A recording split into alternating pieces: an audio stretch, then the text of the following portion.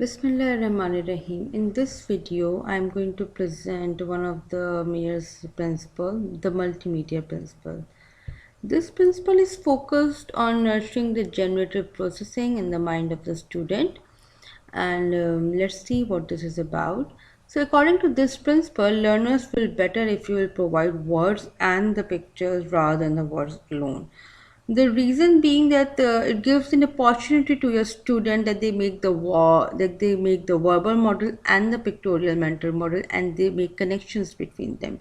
If you present them with only words, they will have an opportunity to make a verbal mental model.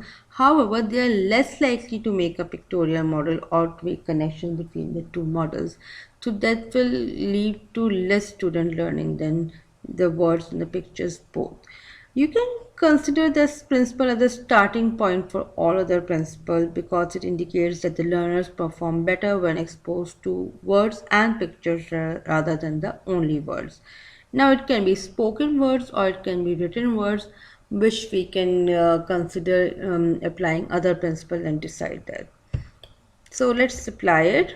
So this is a slide which is explaining the doll's eye reflex, and it has a lot of text written on it along with the narration which is narrating the all of this text. However, this will not provide an opportunity to your student to make pictorial mental model. As compared to this, if you will use this slide in which there's pictures along with the narration, it will help your students form a verbal model and a pictorial model and make connections between them, which will lead to more meaningful learning than the words alone. So effectively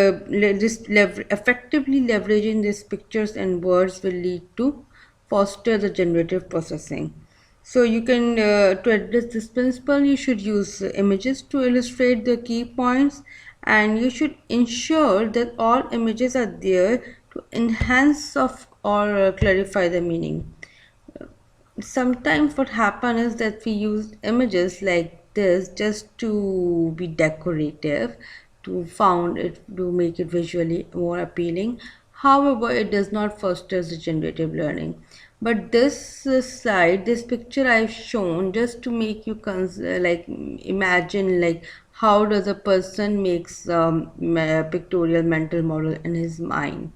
So this is an example of the words along with helps in forming the pictorial model. So summarizing the multimedia principle, the words and picture will lead to more meaningful learning rather than the words alone. So thank you.